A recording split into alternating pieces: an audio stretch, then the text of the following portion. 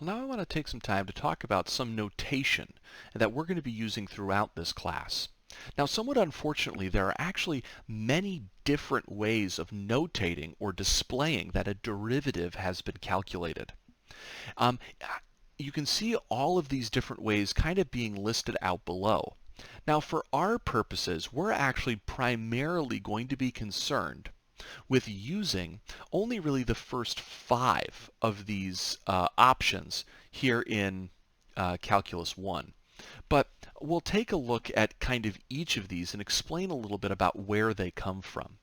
These first 2 options are the ones that we've seen already, and these are typically what we refer to as prime notation. Right? So we're using that f prime, that little tick mark, y prime. We're saying the function that we're taking the derivative of with that little tick mark. Now, this is notation that's actually attributed to Newton and his development of calculus, while the other set of notation that we have, which contains all of these d's, is actually attributed to another mathematician who developed much of calculus around the same time. And these 2 individuals kind of didn't know that the other was actually really working on the similar sets of ideas. And so this kind of accounts for the 2 different types of notation. As each person created and developed these ideas, they used different ways to notate. So we are most familiar with and will most often use prime notation, but Leibniz notation is actually going to be very useful for us, specifically this kind of first or second form over here that had these kind of fraction setups. The symbol that we have here, this d over dx, is actually going to act as like an operator. Think about it kind of like a square root is a symbol that tells you that you're calculating something. In the similar way to this tick mark being a symbol that lets you know that you're calculating something. So I can imagine this d over dx as kind of the equivalent of this tick mark. It's what we call a differential operator, meaning that it's telling me that I'm going to take the derivative. Now, if we wanted to go ahead and explore each of these notations differently or separately, we can start with the prime notation. One thing that's kind of interesting is that whenever I have calculated a derivative, we've recognized, even in the past couple examples, that the derivative itself is its own function. It has its own picture. And in fact, we've sketched some of these pictures or circled some of them in the previous examples. But once I have a picture of a derivative, once I have that function, doesn't this function have a derivative? Aren't there slopes of tangent lines on this graph that could be calculated? And so once we admit that that seems to be possible, we can introduce a notion of what we would call a second derivative or a third derivative of a function. Now, the second derivative of a function would be the equivalent of saying that if I had f prime and I wanted to take its derivative, I would calculate something like this. Take f prime and calculate its derivative. Although this is typically going to be denoted by writing f double prime. So if I write 2 tick marks, that means I took the derivative of the function f, and then I took the derivative of what I got. So I did 2 derivatives in a row. Now, I could also continue derivatives and do like a third derivative. So I would take the derivative of the function f, take its derivative, and then with the result of that, take its derivative again. But of course, a much easier way to denote this would just be to continually increase the number of tick marks. So now I can say I have a third derivative. Of course, though, you could imagine that if I wanted to go to a fourth derivative, I could put 4 tick marks, or a 10th derivative, I put 10 tick marks. But imagine how clunky that would look if I had 10 tick marks up there, right? That would be really, really annoying. Imagine if I wanted to do like a 100th derivative. Put 100 tick marks up there? That's ridiculous. So typically, once we get above the third derivative, once we get to like 4 derivatives in a row or 5 or on, we tend to use a slightly different notation. We use notation that looks like this. Instead of writing the number of derivatives we're going to take with tick marks, we put it in parentheses and just write a number. So if I had something like f up in parentheses of 4 of x, that says calculate the 4th derivative.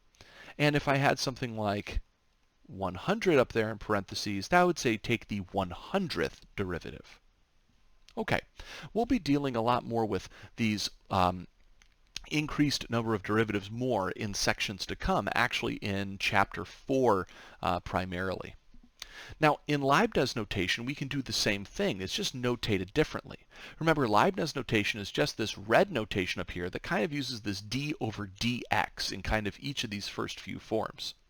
So if I wanted to calculate a second derivative in Leibniz notation, I would have to say that I'm going to take the derivative of the first derivative. Now, what you can kind of see from this notation here is that if the d dx stands for take the derivative, then on the inside of these parentheses, what I really have is a d dx of y. That's what this inside is. So I'm saying take the derivative of the thing called y, and then once I have that answer, take the derivative again. Now, if you look at this, you can almost kind of see that it almost looks like we have three things multiplied together, right? It looks like we have like this symbol times this symbol times y.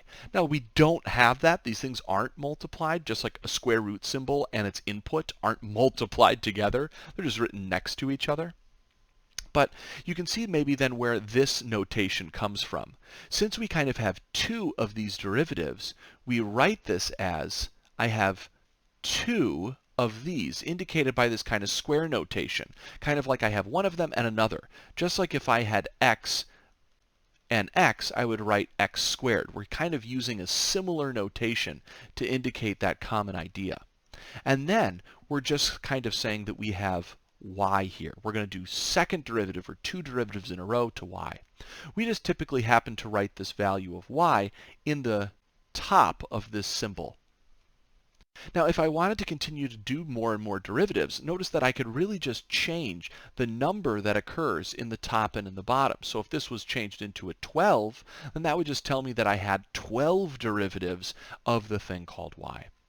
Now, typically for us, again, prime notation is going to be used more often because it's a little bit easier to just write out. However, there is advantage to using this Leibniz notation.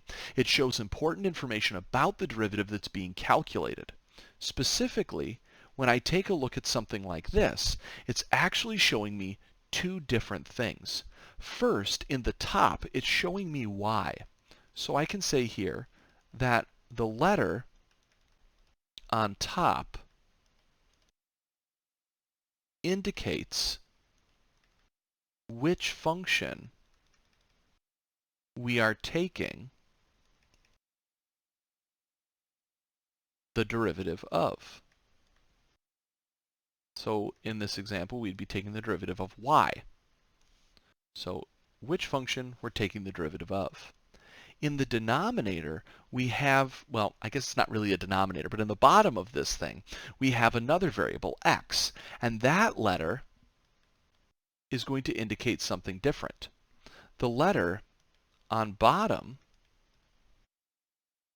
is the variable that is being, what we would say, differentiated with, and then I'll put this part in quotes, but that we're differentiating with respect to. Now we'll see more about what this means in the sections to come, but for the moment you can kind of just loosely think about this as this is the actual variable of the function, or at least it's the variable of the function that matters. We haven't seen a lot of functions yet that have multiple variables. But we will in sections later to come, and so this will become important.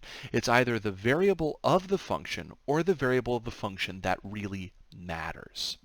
So we'll discuss again more of these meanings of what we would call higher order derivatives, that is derivatives taken more times, and also what these different notations are used for and why they're used in different contexts in later sections.